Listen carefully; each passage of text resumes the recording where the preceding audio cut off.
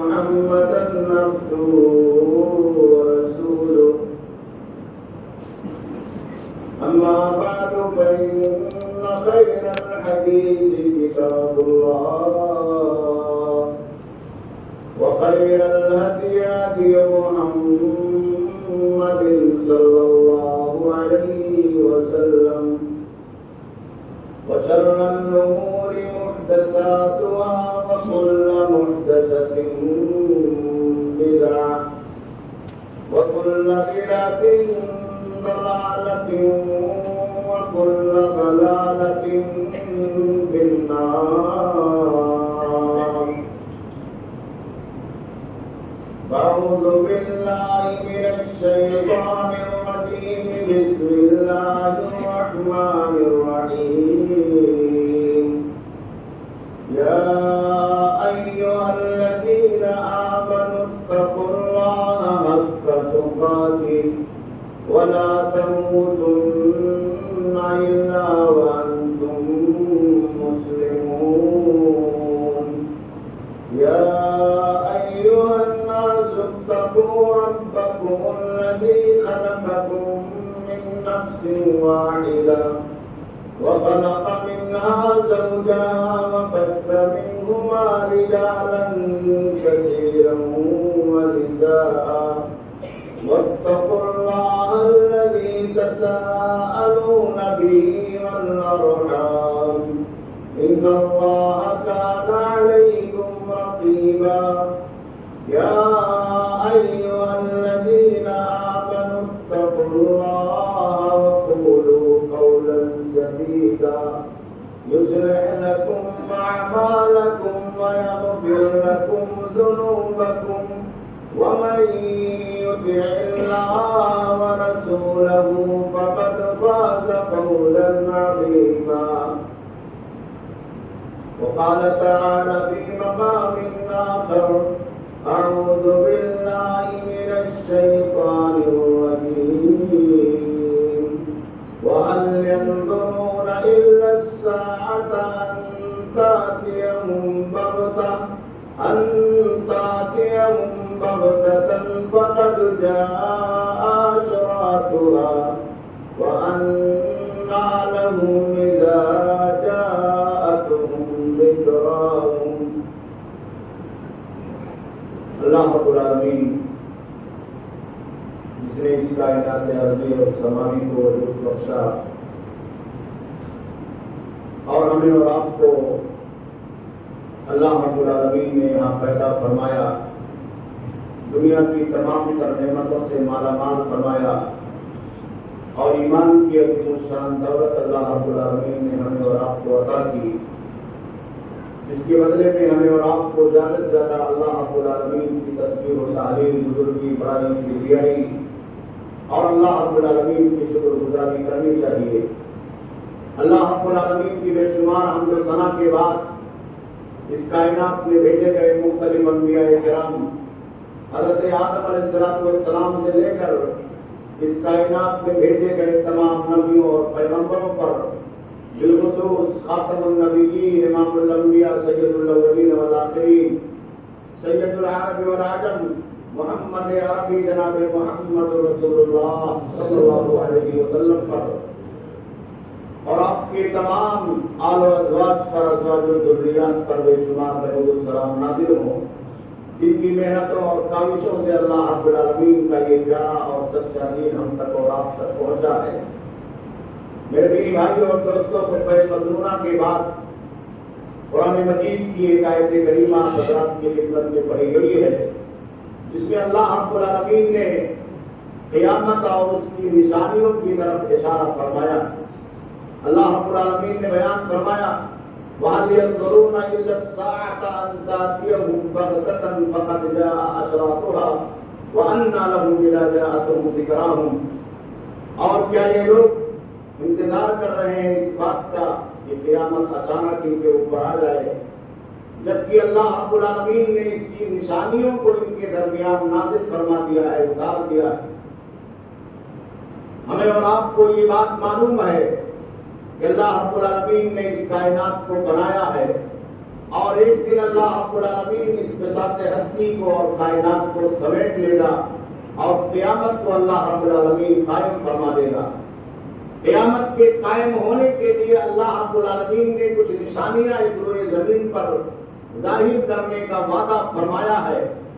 بعض نشانیاں وہ ہیں جن کو علامات صغریٰ کہا جاتا ہے، قیامت کی چھوٹی چھوٹی نشانیاں، اور بعض نشانیاں وہ ہیں جو عین قیامت کے وقوع سے پہلے اس دنیا کے اندر ظاہر ہوں گی، جن کو علامات کبریٰ کہا جاتا ہے، بڑی بڑی نشانیاں۔ بڑی نشانیاں جو قیامت کے عین واقع ہونے سے پہلے اس روئے زمین پر ظاہر ہوں گی، اور جب ایک نشانی ظاہر ہو جائے گی تو اس کے بعد یکے بعد دیگرے ساری نشانیاں کنٹینیو ظاہر ہوں گی، اور اس کے بعد فوراً اس روئے زمین پر اللہ رب العالمین کی طرف سے قیامت قائم کر دی جائے گی۔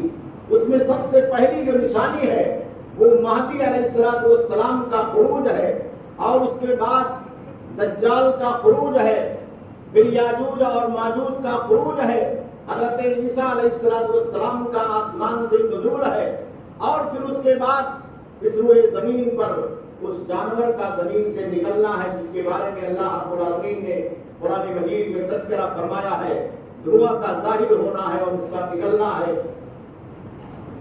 پھر زمین، اس روئے زمین پر 3 جگہوں پر زمین کا دھسا دیا جانا ہے، اور 2 آخری بڑی نشانیاں جس کے بارے میں اللہ کے نبی صلی اللہ علیہ وسلم نے بیان فرمایا کہ سورج مشرق کے بجائے مغرب سے طلوع ہو جائے گا، اور آخری بار ایک آگ عدن سے، یمن سے ظاہر ہوگی جو لوگوں کو گھسیٹ کر ہانک کر میدان محشر میں ملک شام میں اکٹھا کر دے گی، اور پھر قیامت اللہ رب العالمین قائم فرما دے گا، سور پھونک دیا جائے گا۔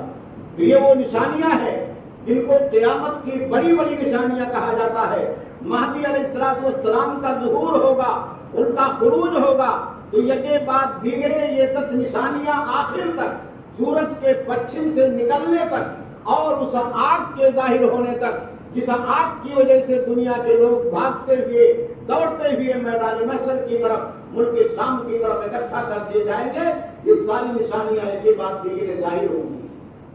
اور ان نشانیوں سے پہلے اللہ کے نبی صلی اللہ علیہ وسلم نے اور خود قرآن مجید کی آیت کریمہ میں اللہ رب العالمین نے اشارہ فرمایا ہے کہ فقط جاء اشراطها، اس کی نشانیوں کو میں نے ذکر فرما دیا، چاہے اللہ کے نبی صلی اللہ علیہ وسلم کے واسطے سے یا احادیث مبارکہ کے واسطے سے یا قرآن مجید کی بعض آیتوں کے حوالے سے اللہ رب العالمین نے ان نشانیوں کو ذکر فرمایا ہے جو ان بڑی نشانیوں سے پہلے اس دنیا کے اندر ظاہر ہو چکی ہے، یا ظاہر ہو رہی ہے، یا جن کا ظاہر ہونا باقی ہے۔ بعض وہ نشانیاں جو ظاہر ہو چکی ہے، خود اللہ کے نبی صلی اللہ علیہ وسلم کی بعثت، چاند کا 2 ٹکڑے ہونا اس روئے زمین پر ظاہر ہو چکا۔ عرب کے لوگ انکار کرتے تھے، ماننے کے لیے تیار نہیں تھے، اللہ کے نبی صلی اللہ علیہ وسلم سے نشانی کا مطالبہ کیا۔ پیارے نبی صلی اللہ علیہ وسلم نے اپنی انگلی کو چاند کی طرف اٹھایا، اللہ رب العالمین کے حکم سے چاند 2 ٹکڑے میں تقسیم ہو گیا، یہ نشانی ظاہر ہو چکی۔ بیت المقدس کا فتح ہونا، یہ نشانی بھی ظاہر ہو چکی ہے۔ اسی طریقے سے وہ نشانیاں جو ظاہر ہو رہی ہے، بہت ساری نشانیاں ہیں جو کنٹینیو ظاہر ہو رہی ہے، اور وہ نشانیاں جو ابھی تک ظاہر نہیں ہوئی ہے، جن کا ظاہر ہونا قیامت سے پہلے اور ان بڑی نشانیوں سے پہلے اللہ کے نبی صلی اللہ علیہ وسلم کی پیشین ہوئی ہے۔ جیسے بعض حدیثوں کے اندر اس بات کا ذکر ہے کہ دریائے فرات میں سونے کا پہاڑ ظاہر ہوگا، جزیرہ عرب یہ نہروں کے اندر سرسبز و شادابی کے اندر تبدیل ہو جائے گا قیامت سے پہلے۔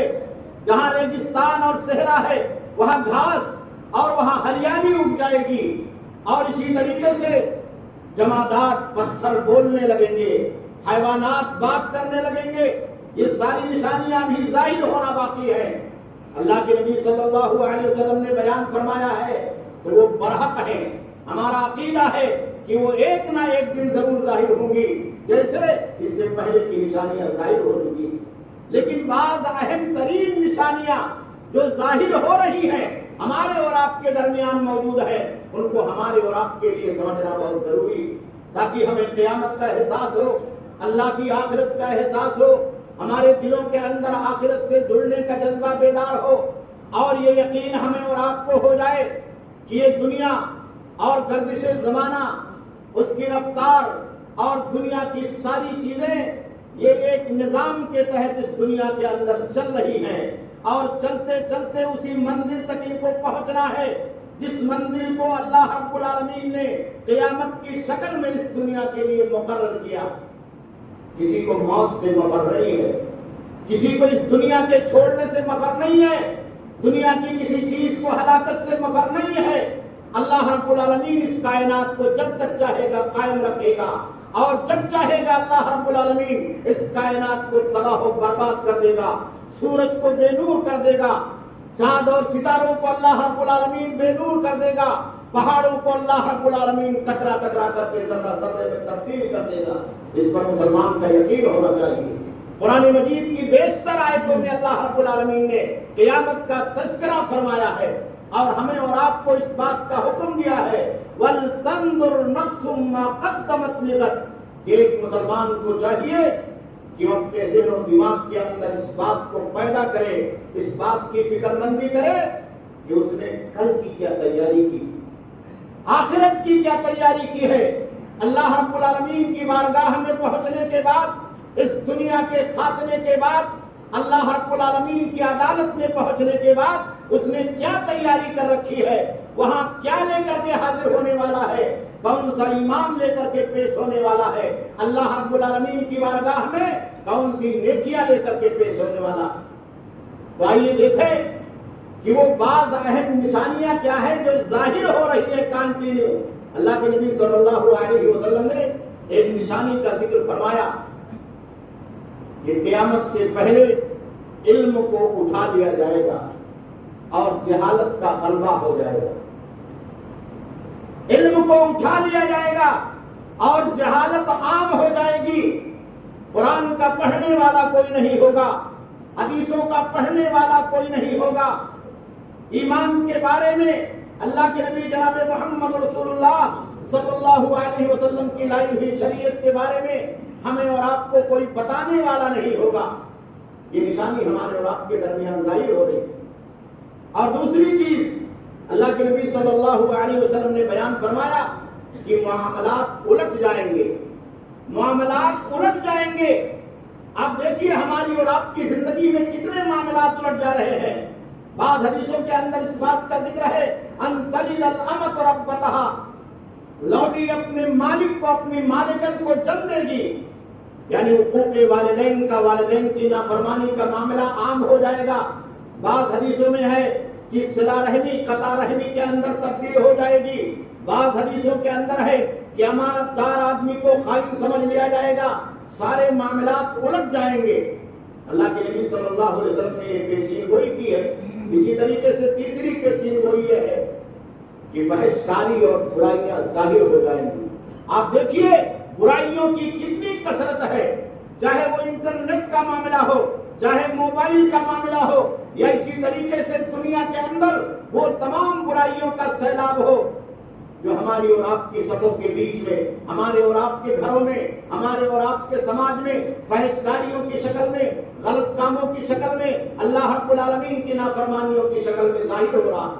اللہ کے نبی صلی اللہ علیہ وسلم نے کہا کہ قیامت سے پہلے ان یظہر الفحش، فحش کاری بڑھ جائے گی، یہاں تک کہ لوگ زناکاری اور غلط کاموں کے اندر ملوث ہو جائیں گے۔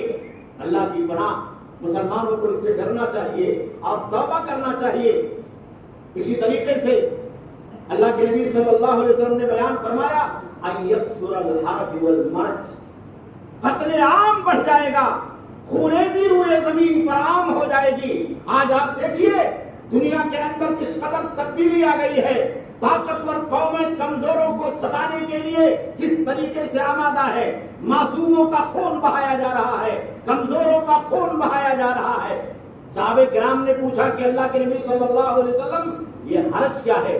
تو اللہ کے نبی صلی اللہ علیہ وسلم نے اشارہ کر کے بتایا کہ القتل قتل اور خونریزی عام ہو جائے گی۔ صحیح مسلم کی روایت کے اندر ہے کہ قتل کا معاملہ اتنا بڑھ جائے گا کہ قاتل کو نہیں پتا ہوگا کہ اس نے فلاں کو کیوں مارا، اور مقتول کو نہیں پتا ہوگا کہ میرا خون کیوں بہایا گیا، میرا خون کیوں بہایا گیا، مجھے کیوں قتل کر دیا گیا۔ یہ نشانیاں اور یہ پیشین گوئیاں روئے زمین پر بعین ہی اسی طریقے سے قائم ہو رہی ہے، واقع ہو رہی ہے، جیسے اللہ کے نبی صلی اللہ علیہ وسلم نے بیان فرمایا۔ اور اسی طریقے سے اللہ کے نبی صلی اللہ علیہ وسلم نے ایک بات کا اور ذکر فرمایا کہ قرب قیامت سے پہلے دنیا کی تمام کافر قومیں مسلمانوں کے خلاف اکٹھا ہو جائیں گی، ٹوٹ پڑے گی۔ صحابہ کرام نے پوچھا کہ اللہ کے نبی صلی اللہ علیہ وسلم کیا ہماری تعداد کم ہوگی؟ او من قلت نحن یومئذ یا رسول اللہ، کہا نہیں، تمہاری تعداد بہت زیادہ ہوگی، ولکنکم غثاء کا غثاء السیل، لیکن تمہارا شمار سیلاب کے باڑھ کی طرح، چھاپ کی طرح سے ہوگا۔ تو صحابہ کرام نے پوچھا کہ اللہ کے نبی صلی اللہ علیہ وسلم آخر یہ کیوں ہوگا؟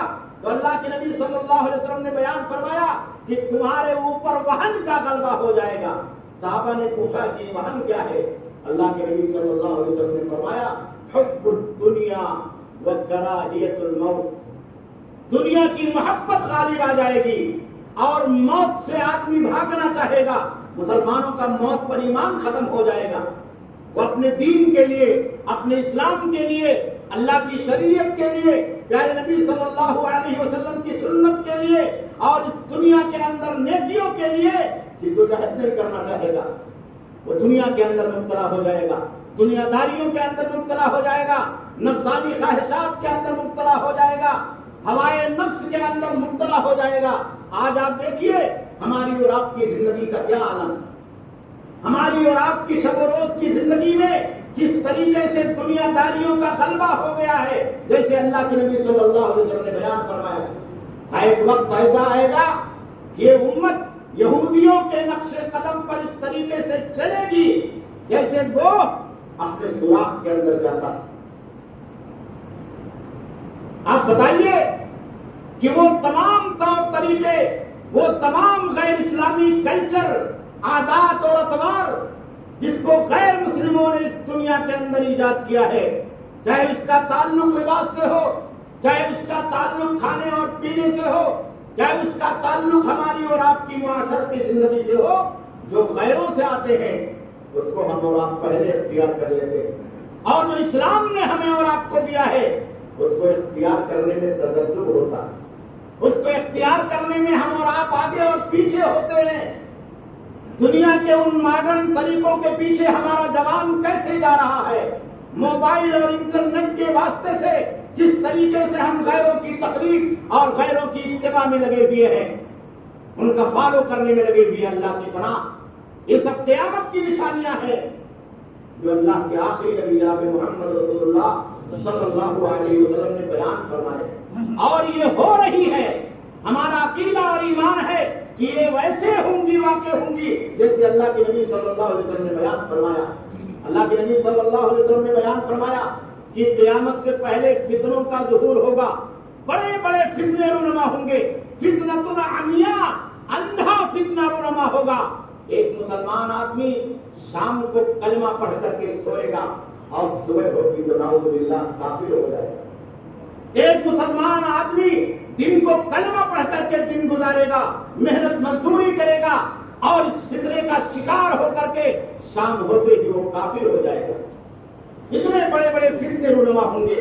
آج آپ دیکھیے وہ زمین پر کیا ہو رہا، مسلمانوں کو ان کے دین سے غافل کرنے کے لیے، شریعت سے غافل کرنے کے لیے، سنت سے غافل کرنے کے لیے کتنی سازشیں کی جا رہی ہیں، کتنی چیزوں کی ایجاد کی جا رہی ہے۔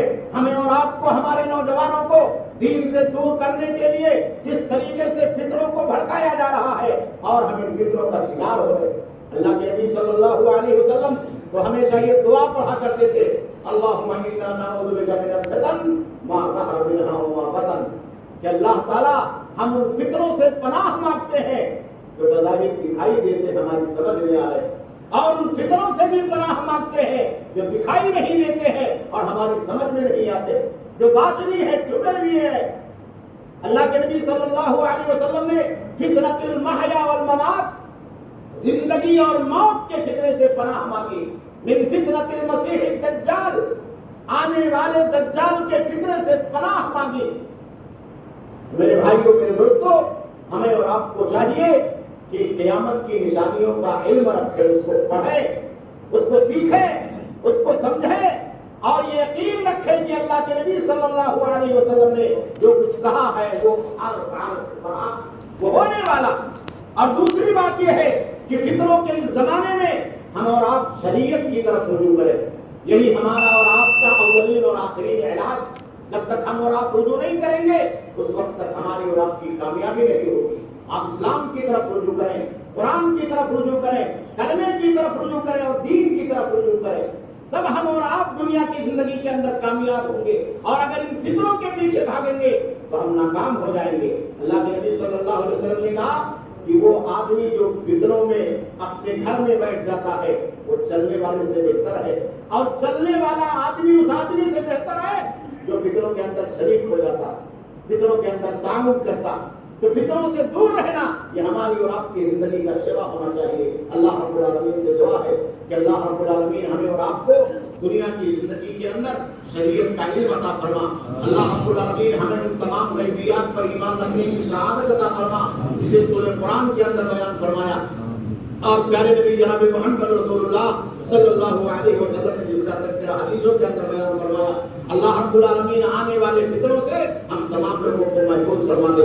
اللہ رب العالمین ظاہری فتنوں سے محفوظ فرما دے، باطنی فتنوں سے محفوظ فرما دے۔ اللہ رب العالمین کفر سے محفوظ فرما دے، شرک سے محفوظ فرما دے۔ اللہ رب العالمین کافروں کی سازشوں سے محفوظ فرما دے۔ اللہ رب العالمین ہمارے ایمان کی حفاظت فرما۔ اللہ رب العالمین دنیا کے کونے میں جہاں بھی ہمارے مسلمان بھائی رہتے اور بستے ہیں، اللہ رب العالمین ان کے ایمان کی حفاظت فرما۔ اللہ رب العالمین ان کے جان مال کی حفاظت فرما۔ بارگاہ قبلہ اول بیت المقدس کی حفاظت فرما۔ اللہ رب العالمین غزہ اور فلسطین کے مظلوم مسلمانوں کی حفاظت فرما۔ اللہ رب العالمین حرمین شریفین کی حفاظت فرما۔ بارگاہ دنیا کے اندر تک ہم زندہ رہیں، ایمان کے اوپر قائم اور دائم فرما، اور خاتمہ ہو کسی ایمان پر کلمہ لا الہ الا اللہ محمد رسول اللہ صلی اللہ علیہ وسلم پر ہو۔ ربنا تقبل منا انک انت السمیع